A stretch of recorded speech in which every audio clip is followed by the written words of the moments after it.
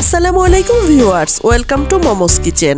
আমার আজকের রেসিপিতে থাকছে সবচাইতে মজাদার কাঁচা কাঁঠালের কোফতা কারি তৈরি। আমার বাসায় যখন আমি এই রান্নাটা করেছি সবাই খেয়ে বলেছে এর স্বাদ অন্য কোনো রান্নার সাথে তুলনা হয় না। চলুন তাহলে মূল ভিডিওতে চলে যাই। আজকের রেসিপির জন্য এখানে আমি একটি কাঁঠালের অর্ধেকটা ফ্রোজেন করে রেখেছিলাম। এখন আমি একটি চুলায় বসিয়ে এর মধ্যে কিছুটা পানি দিয়ে সিদ্ধ করে নিচ্ছি। এখানে আমি প্রায় 20 মিনিট সময়ের মতো সিদ্ধ করে নিলাম। আর দেখুন কাঁঠালটা এর মধ্যে সিদ্ধ হয়ে গেছে। এখন আমি পানিটা ঝরিয়ে তুলে নিচ্ছি। এখন আমি সিদ্ধ করে নেওয়া কাঁচা কাঁঠালগুলোকে কিছুটা ঠান্ডা করে নিলাম। এখন আমি হাতের সাহায্যে এগুলোকে ম্যাশ করে নিচ্ছি। আপনারা চাইলে এটা ব্লেন্ডারের সাহায্যেও করে নিতে পারেন। দেখুন হাতের সাহায্যে অনেকটাই ম্যাশ হয়ে গেছে। এখন আমি এর মধ্যে একটা সিদ্ধ আলু দিয়ে এটাকেও আমি একসাথে ম্যাশ করে নিচ্ছি। আর আলুটা দেওয়ার কারণে কোফতাগুলো ভেঙে যাবে না, আর বাইন্ডিংয়ের কাজটাও ভালো হবে। এখন আমি খুব ভালোভাবে ম্যাশ করে নিলাম। এখন দিয়ে দিচ্ছি স্বাদ মতো লবণ, দিয়ে দিচ্ছি হলুদের গুঁড়া 1/2 চা চামচ পরিমাণ, ধনিয়ার গুঁড়া দিয়ে দিলাম 1 চা চামচ পরিমাণ, জিরার গুঁড়া দিয়ে দিলাম 1/2 চা চামচ পরিমাণ, আর মরিচের গুঁড়া দিয়ে দিলাম 1/2 চা চামচ পরিমাণ, সামান্য একটু গরম মশলা গুঁড়া দিয়ে দিলাম।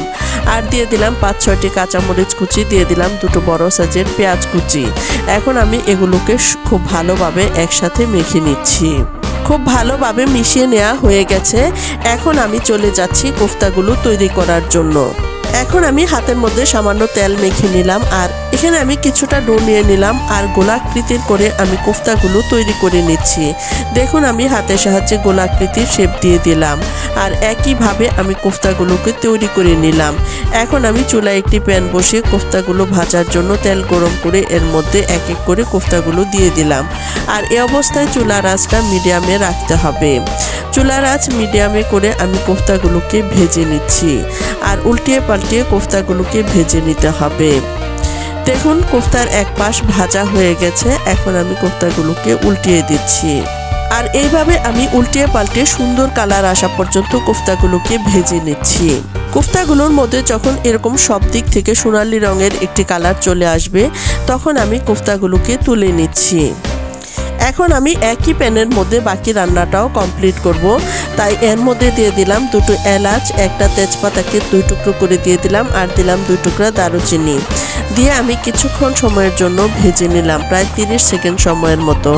এখন আমি এর মধ্যে দিয়ে দিলাম 1/2 কাপ মতো পেঁয়াজ বাটা কিছুক্ষণ ভেজে নেওয়ার পর এখন আমি এর মধ্যে দিয়ে দিলাম 1 চা চামচ পরিমাণ আদা পেস্ট, আর দিয়ে দিলাম 1 চা চামচ পরিমাণ রসুন পেস্ট।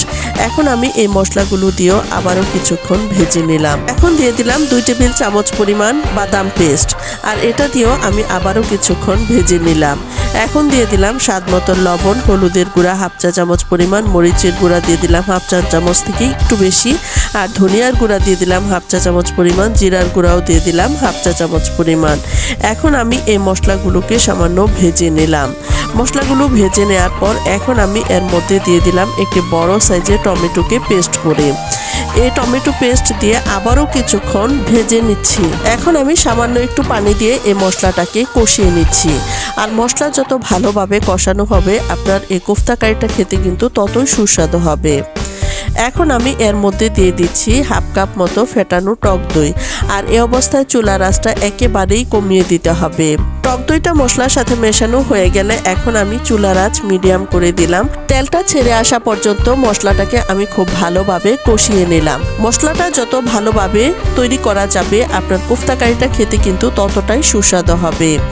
মশলা যখন কষানো হয়ে গেছে তখন আমি এর মধ্যে 2 কাপ পরিমাণ পানি দিয়ে দিলাম, আর পানিটা দিয়ে প্রায় 5 মিনিট সময়ের মতো রান্না করে নিলাম। এখন আমি আগে থেকে ভেজে রাখা কোফতাগুলোকে এর মধ্যে দিয়ে দিচ্ছি।